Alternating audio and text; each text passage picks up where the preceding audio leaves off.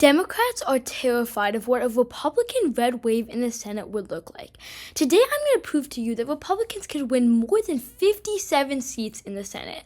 So, let's jump into it. I have created a model in which we can realistically predict what a red wave would look like in the Senate. In the 21st century, there has been no red wave in which the House popular vote was less than R plus 6. And you can look back at 2010 and 2014 for reference. And then what I'm going to do is I'm going to add that to the presidential polling, not the Senate polling.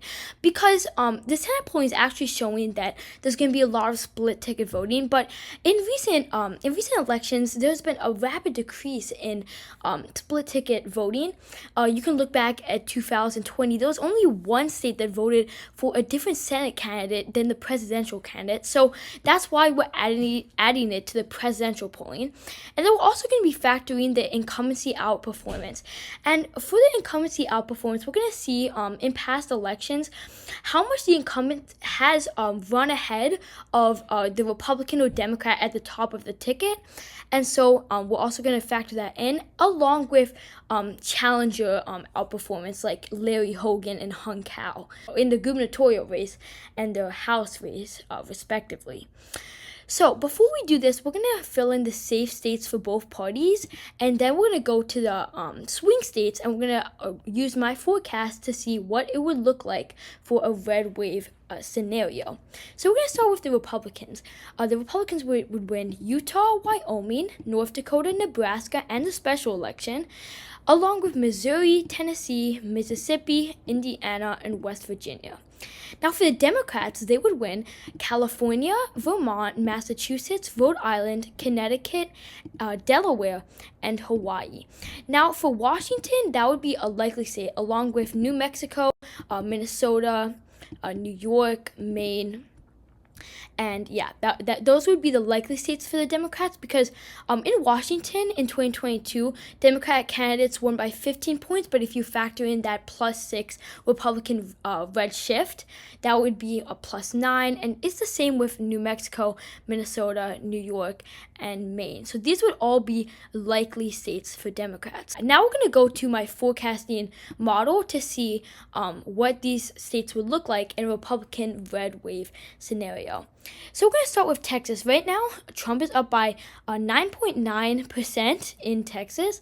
But then when you put in the red wave, it would be R plus 6. So then the estimated result would be Republican plus 15.9%, which would be a safe state for the Republicans. Ted Cruz only won re-election in 2018 by 2.6%, but in a red wave scenario, he would get up by more than 13%, and he would win re-election by 16%. Now we're going to go down to Florida. Based on my model right now, the estimated result would be 15.4, which is pretty much similar to how Marco Rubio got elected in 2022. He won by 16 points, and Ron DeSantis won by 19 points. So right now the polling in Florida has Trump up by 9.4%, but then when you factor in the red wave, you would get this result right here. And this would be a safe Republican state. Now we're going to go to Ohio. Right now, the polling in Ohio shows that Republicans are up by 9.6%, pretty similar to Florida.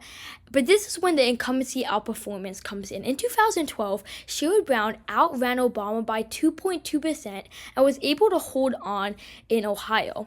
But then when you factor in the red wave, the estimated result comes to Republican plus 13.4%, which is also a safe margin for Republicans. Then you go down to Montana. Right now, the polling shows that the last poll out of Montana showed that Donald Trump is up by 21 points. But then when you factor in the incumbency outperformance, it kind of it goes down a lot, because John Tester outran Obama by 17.4% in 2012. And then when you put in the red wave environment, it does boost it up a little more to 9.6%, which is still lower than Ohio. Even though Ohio is only +8 for Trump, Montana would actually be closer, even though Montana is a +16 Trump state. It's just because Jon Tester is very, very popular in the state.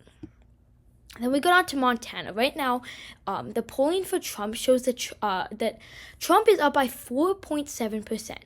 But then when you factor in the red wave, the +6%, you get the estimated result of Republican plus 10.7%.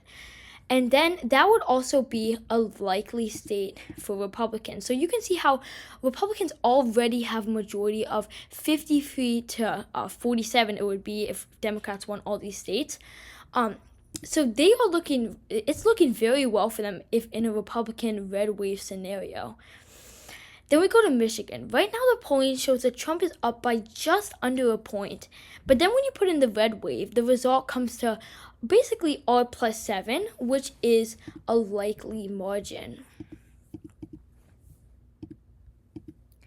And then we go to Arizona. Right now, the polls show that Trump is up by 2.5%, but then when you put in the red wave, the estimated result is 8.5%. You guys want to stick around till the end because there's some major surprises coming in the end. So make sure you guys stick around. There could be something happening in New Jersey and in Virginia, so make sure you guys stick around.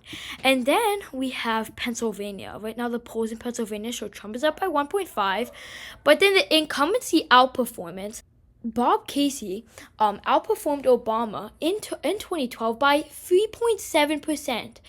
But then when you put in the red wave, the estimated result comes to 4.8%. So Dave McCormick would flip this in a Republican red wave. That would be a lean Republican state. Now we're going to go to Maryland. Now with Maryland, we're gonna have Larry Hogan. This is one of the states that I said we're going to put the challenger outperformance. So Maryland polls show that Joe Biden's up by 22 points in Maryland.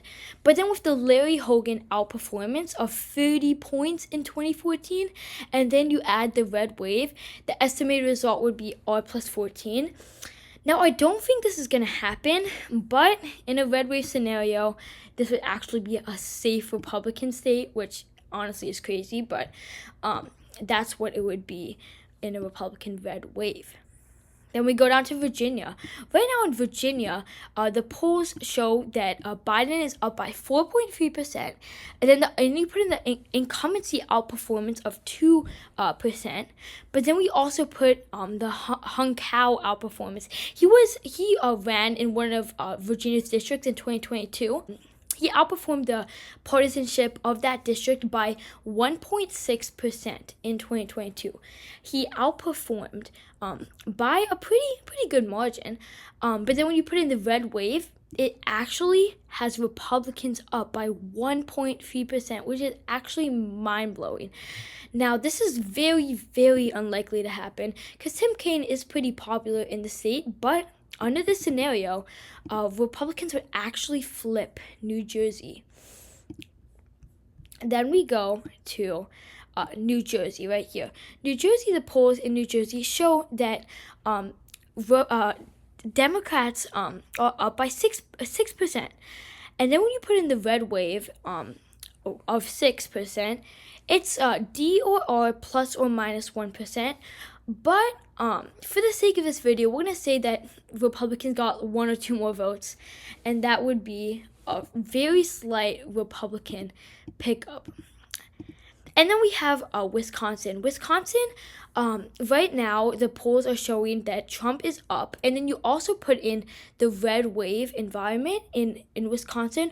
It would also show that Eric Hovde, who's being the challenger in Wisconsin, would win in Wisconsin by a lean margin. Because Tammy Baldwin is pretty popular. But nevertheless, it would be a lean margin victory for Eric Hovde. So this is what a red wave would look like in the Senate. Republicans would get 60 seats to Democrats' 40 seats. This is very unlikely, but it does show that Republicans have a lot of opportunities to pick up this fall. And if Republicans had everything going right for them, they could possibly get 60 seats. Alright guys, if you enjoyed this video, make sure you guys hit the like button down below, subscribe, comment your thoughts or suggestions in the comment section down below. I'm trying to get to 100 subscribers soon, and all support is very much appreciated. Anyways guys, I'll see you guys in the next one.